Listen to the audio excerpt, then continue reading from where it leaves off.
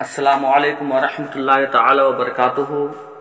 نحمدک یا اللہ والصلاۃ والسلام علی رسول اللہ۔ آج ہم آپ کے سامنے حضرت بہلول دانا رحمۃ اللہ تعالی علیہ کون تھے، ان کے بارے میں ہم آپ کے سامنے کچھ ذکر کریں گے۔ حضرت بہلول دانا رحمۃ اللہ تعالی علیہ آپ پانچویں عباسی خلیفہ ہارون رشید کے دور میں ولی کامل اور تارک الدنیا درویش کے طور پر جانے جاتے تھے۔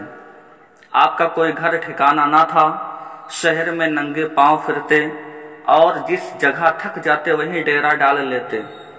آپ کوفہ میں پیدا ہوئے اور آپ کا نام وہب بن عمر تھا اور عربی قبیلہ بنو عمان سے تعلق رکھتے تھے۔ آپ کے والد حضرت امام جعفر صادق رضی اللہ تعالیٰ عنہ کے شاگرد تھے اور حضرت موسیٰ کاظم رضی اللہ تعالیٰ عنہ کے صحبت یافتہ تھے۔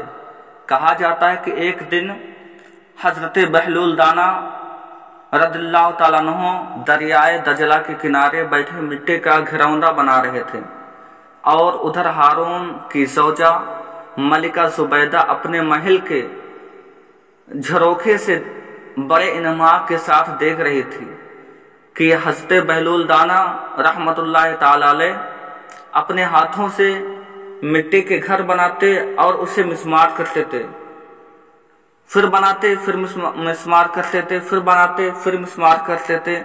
ملکہ زبیدہ اپنی سہیلیوں کے ساتھ دریا کے کنارے آئیں اور پوچھا، اے بہلول کیا کر رہے ہو؟ حضرت بہلول نے کہا، جنت کے محل بنا رہا ہوں۔ اللہ اکبر! غور کریں، سیدنا بہلول دانا رحمت اللہ تعالی علیہ اللہ کے ولی کامل تھے اور دنیا سے کوئی رغبت نہیں تھی، دنیا سے کوئی محبت نہیں تھی۔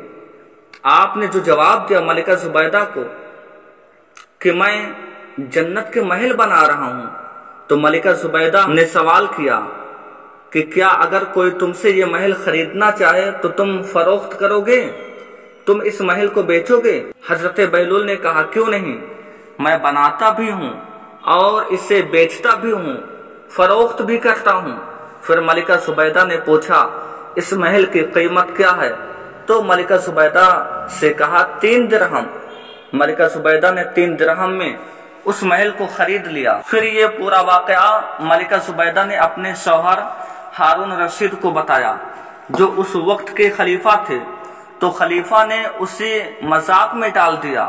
جو خلیفہ تھے ہارون رشید نے، انہوں نے اس بات کو مذاق میں لے لیا اور سوچا یہ بات تو مذاق لگ رہی ہے، لیکن ہارون رشید جب اسی رات میں سویا تو خواب میں جنت کے مناظر دیکھے اور سرخ یاقوت کا ایک ایسا محل دیکھا جس پر زبیدہ کا نام لکھا تھا۔ ہارون رشید نے اس میں داخل ہونا چاہا تو دربان نے روک لیا اور کہا، اس میں صرف وہی داخل ہو سکتا ہے جس کا نام لکھا ہوا ہے۔ اسی اثنا میں، اسی انتظار میں ہارون رشید کی آنکھ کھل گئی اور اس خیال میں کہ اللہ تعالیٰ نے زبیدہ کے حق میں بہلول کی دعا قبول کر لی ہے، ساری رات خلیفہ وقت ساری رات پریشان رہا، یہاں تک کہ اگلی شام کو وہ حضرت بہلول کو ڈھونڈتے ہوئے دریا کے کنارے پہنچ گیا تو دیکھا حضرت بہلول ایسے ہی مکان بنا رہے تھے۔ ہارون رشید نے پوچھا، کیا کر رہے ہو؟ حضرت بہلول نے کہا، جنت کے محل بنا رہا ہوں۔ ہارون رشید نے پوچھا، بیچیں گے؟ حضرت بہلول نے کہا، کیوں نہیں، میں بناتا بھی ہوں اور بیچتا بھی۔ تو ہارون رشید نے پوچھا، اس محل کی قیمت کیا ہے؟ حضرت بہلول نے فرمایا، تیری پوری سلطنت۔ تو ہارون رشید نے کہا، کل تو آپ اسے 3 درہم کے بدلے بیچ رہے تھے اور آج آپ پوری سلطنت مانگ رہے ہیں۔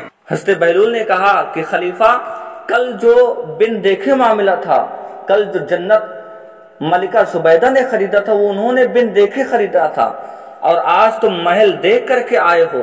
ہارون رشید گھٹنوں کے بل حضرت بہلول دانا کے پاس بیٹھ گئے اور کہا کہ حضرت آپ مجھ سے میری سلطنت لے لیں لیکن مجھے ایک محل دے دیں۔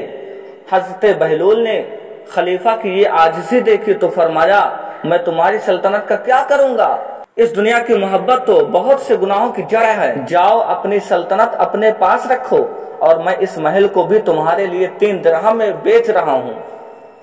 हज़रत सिद्दीना सिरी सकती फरमाते हैं कि एक बार मैं कब्रिस्तान गया तो हज़रत बहलूल को देखा कि एक कब्र के पास, एक कब्र के करीब मिट्टी को लोड-पोड कर रहे थे। मैंने पूछा, आप यहाँ क्यों हैं?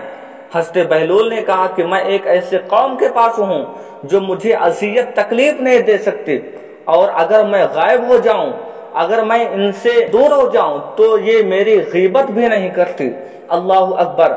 ऐसे अल्लाह के वली कामिल होते हैं जिनकी ये सोच होती है कि हम अगर कब्रिस्तान के पास रहें तो कब्रिस्तान वाले ना मुझे तकलीफ दे सकते हैं, और मैं कब्रिस्तान वालों के पास से अगर चला जाऊं तो ये कब्रिस्तान वाले मेरी गीबत भी नहीं करते। अल्लाह अकबर। ऐसी सोच अल्लाह तबारक व तआला हम सबों को भी रखने की तौफीक अता फरमाए। अस्तगफिरुल्लाह रब्बी मिन कुल्लि ज़ंबि व अतूबु इलैह। दुनिया की मोहब्बत अल्लाह ताला हम सबों के दिलों से निकाले। अस्सलामु अलैकुम व रहमतुल्लाह।